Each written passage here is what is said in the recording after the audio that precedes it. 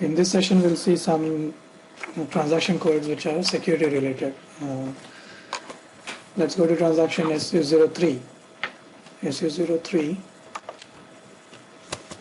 gives you a list of authorization classes, and when you double click on that authorization class, you get the list of objects in that authorization class. So an authorization class you can define as a grouping of objects, authorization objects, based on certain functionality. So, for example, if there's anything to do with administration, all authorization objects which are related to systems administration will be clubbed under the authorization class BC underscore A. So when you double click on it, you will see all the authorization objects which are part of that authorization class. And these are all related to administration activities. For example, okay, when you double click on, let's say, the field of the object, you'll have the authorizations which contain that object. Now these are part of your roles. These are your authorizations which are associated with the roles we have created in the system. Okay, and when you double click on the authorizations, you will see what values are part of that authorization, who created that authorization, which is part of some role. Okay. Now this transaction is only for and if you select this and you click on documentation, you can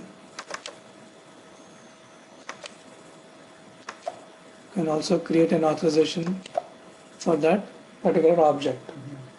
When you click on this thing, if you want to change, select the authorization and click on change. But it's only a display authorization you have got here now. Okay. So SU03 lists the authorization classes which contain the authorization objects. So if the question is in a role, for example, when you build a role and you insert the transaction codes in a role, the objects associated with the transaction codes are inserted into the role. Now the question could be, how do you know which object is linked to which transaction code? Okay, or how do you know, like, not exactly, that's not a right question, because, okay, the question itself was wrong, so let's forget about that. So you can come to the authorization class and see what the list of objects are which are part of that authorization class. And the objects are classified as per the functionality. The functionality could be based on the module that is there in your system. So all MM-related objects, materials management related objects, will be part of any module which begins with MM. Or SD related, sales and distribution related objects will be part of the SD module. Okay, so SU03 is only for display purposes of authorization classes and the objects within the authorization class. Now you have another transaction code which is similar to that, SU21. Now, but this is more of a development kind of a thing, meaning you can create your own authorization class. Okay, for example, if you want to create an authorization class, let's go and create an authorization class. Say Z.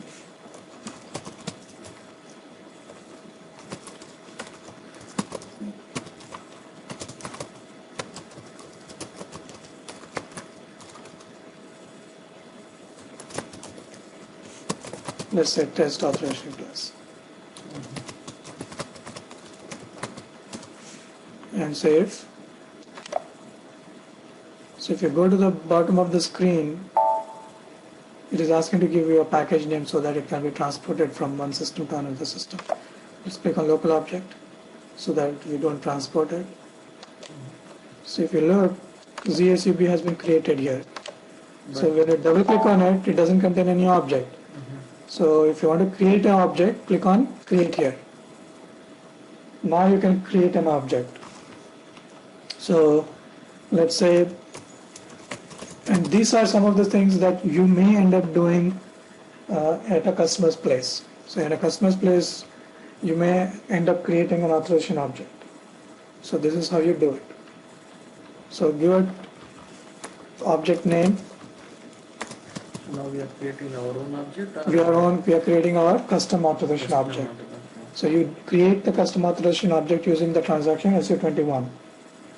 So the authorization objects are part of our authorization class. So you may have to create a custom authorization class first, or may not.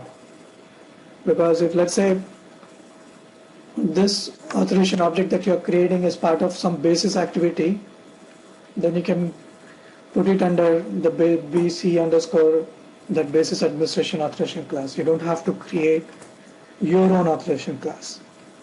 So let's create an object, say test authorization object.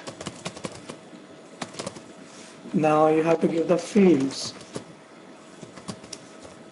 Activity, let's say user underscore GRP. Okay. Now if you want to give the permitted values, you can give the permitted values. Okay, maintain permitted activities for the object. So how should you know that what? Okay, what fields you have to give when creating the authorization object depends on your business requirement, what the requirement is. I'm just giving it here as an example, showing you how to create an authorization object. Okay, so why is it taking this long? I had one more question. So you get the activity values for filling up the activity field. These are the SAP values which can be used in the activity fields, wherever the activity field is there in the objects. So you have to specify a value. If you want to specify a value, you can specify the values. So when the object is used, when the object is used in an object, you have the choices of using one of those values that you just selected. So click on save, continue. Okay, click on cancel. If you want to create the object documentation, you can click on this and create the object documentation. Click on cancel. Okay, what happened?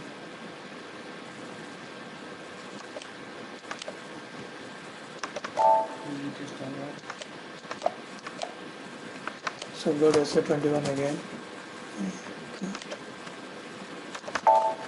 The object is there. Then you double click on the object. You'll see the object definition.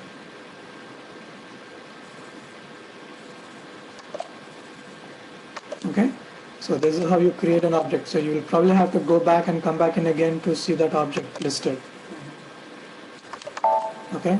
Now can we create this object in an existing authorization class or insert it in an object? Insert the object in an existing class? No, because you don't have a insert option, but let's try creating it and see what happens. So we are trying to create an existing authorization object into an existing authorization class. So let's take, see that says the ZText thing already exists, so you cannot create. So an authorization class an authorization object can and will exist only in one authorization class.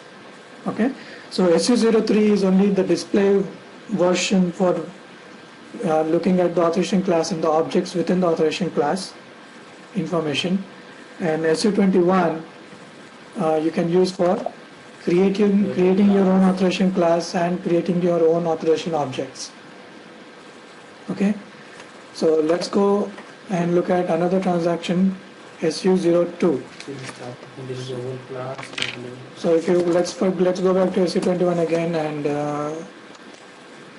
just so that you know, double click on the authorization class and select the object, and if you want to delete, click on delete. If you want to change, you can change the contents of this object, or you want to include this authorization object into SAP all, then you click on regenerate SAP all, because this object right now may not be part of SAP underscore all. This is because this is a new object. So when you regenerate SAP all, this authorization object also becomes part of the SAP underscore all profile. Okay. Anyway, let's go to transaction SU02. Now this is for creating your own profiles, authorization profiles, manual profiles. Okay. This was the mechanism that we used to use before activity groups were introduced by SAP. So before the activity groups, that was probably version 3.1G, versions before to 3.1G. The security was built around using profiles. In 3.1G onwards, SAP introduced the automatic profile generator, that is the transaction PFCG. So before that, you had to create the profiles and authorizations manually, and the transaction code was SU02 to do that. Now SAP says that you should no longer use SU02 because it doesn't support it. SAP does not support the manual creation of profiles. So you should not use SU02 to build your profiles and security in the versions that you probably will be working in right now. But sometimes you have to, let's say you have to create a profile, so you come to SU02 and give a profile name and hit enter key, click on create, give a profile name. And there used to be two types of profiles. Now single profile is equivalent to single role, and a composite profile is the equivalent of composite role when you talk in terms of the profiles. So give a description and say continue, and you give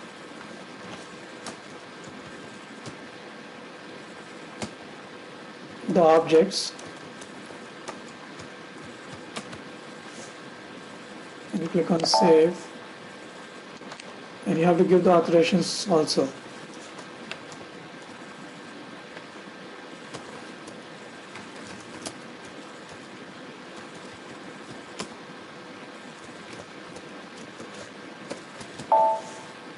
So those authorizations need to exist, but if they don't, then there is a problem. So there is a process to do that. I am not very clear on how to do this, but once you do it, oops. All right.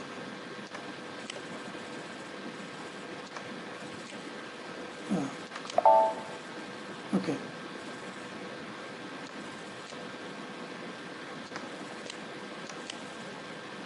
Remove this. So that's how you create. Now, one question that you need to remember is that when you create a role using a profile generator using PFCG, the profiles are automatically generated. So when you assign the role to the user, the profiles automatically get attached to the user ID. Now the question is, can you assign a generated profile instead of assigning the role? Can you assign a generated profile to the user? Which means, what it means is, if you go to SU01 and give a user ID and change, instead of assigning a role like what we did here, can we go and assign, let's say, this profile this profile came because of this role. This role. Now let's assume I remove this role, so the profile is gone. But can I assign that profile to the role manually? Generated profile. That profile is a generated, okay? Assign the associated role. So it doesn't let you assign in SU01. But if you go to SU02, this gives you an option, because this is a profile generator, this transaction code is for creating the profiles manually. It will allow you to assign the profiles to the users, right? So how do you assign a generated profile to the user? So let's go to SU02, maintain users.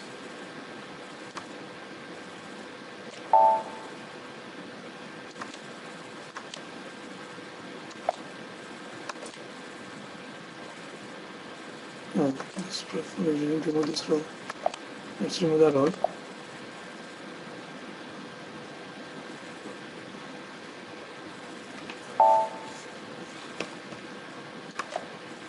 Okay, let's go to SU02 again.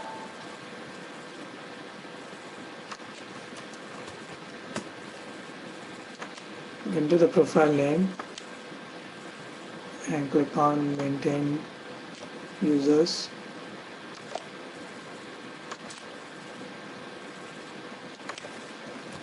It doesn't accept it, so there is a way to do this. So let's go and check what that way is. SU02.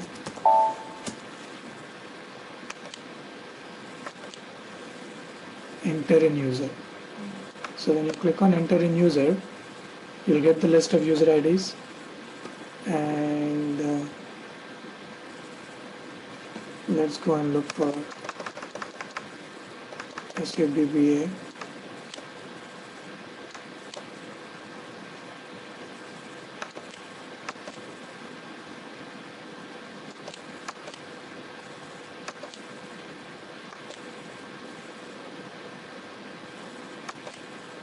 Now, the reason we are showing this is because the question could be, can you assign a manual profile, a generated profile to a user ID?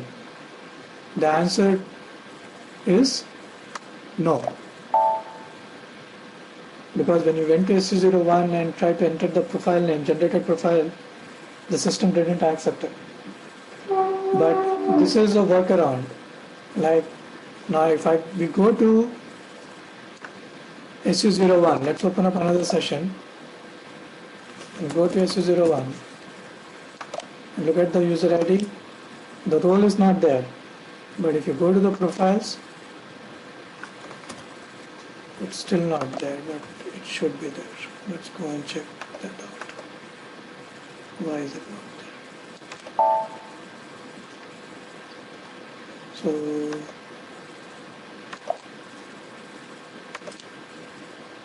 it's here now. Okay, but if you look at the role is not there. That's gone. So let's do it one more time. So what it means is you go to this, enter the profile name, hit enter and say user. So search. Look for it, save it, enter the profile, come out of it. If you go to the maintain users, the profile, okay, you have to come out, let's say, click on profiles, it's there. Let's try again, go to profiles, it's there. But the moment you do, now this is only a temporary thing, okay? The moment you run pfar does a user comparison, this will be automatically removed. This will not be there. But the point here is, You can assign generated profiles to the user IDs, but they are only temporary assignments. The moment pfert is run or you do a user comparison, those generated profiles that are assigned will be removed. So the proper way to assign a profile to a user ID is through a role. So either a role needs to be assigned or a manually created profile that you create using SU02 can be assigned to a user ID. Okay? Okay, let's take a look at another transaction code called SU20. Now this could be a very rarely used transaction code for you, and here using SU20 you can create your own authorization fields. Okay, now let's pick up a field and see the properties of that field. Okay, let's pick up is underscore user underscore grp. So let's see what all. Okay, where is it?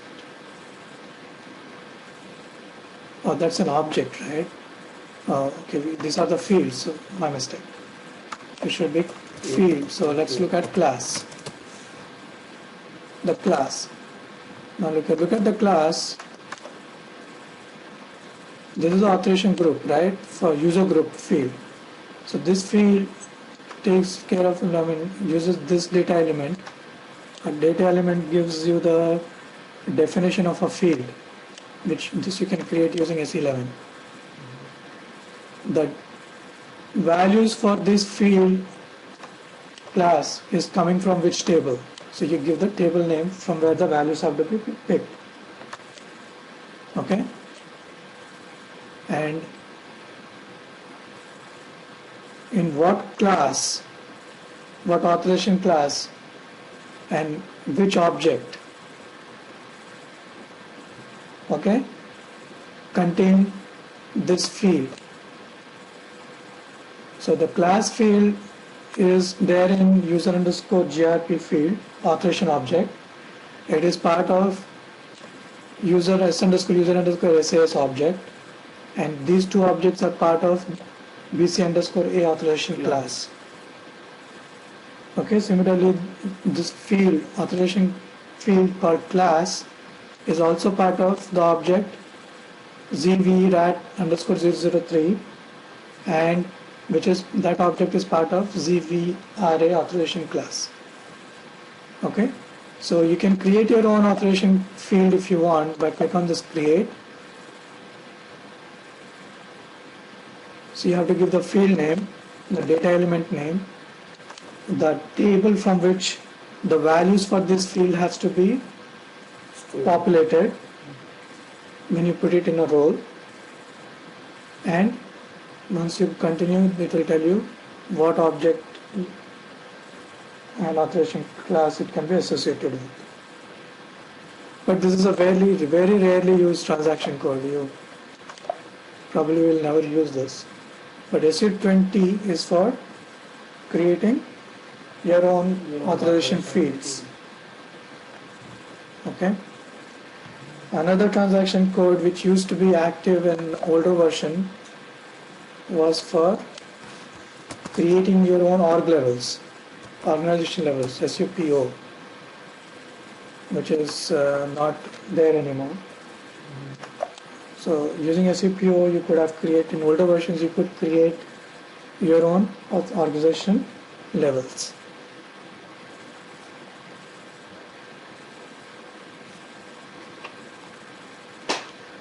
So these are some of the transaction codes, security related transaction codes that you need to know and learn.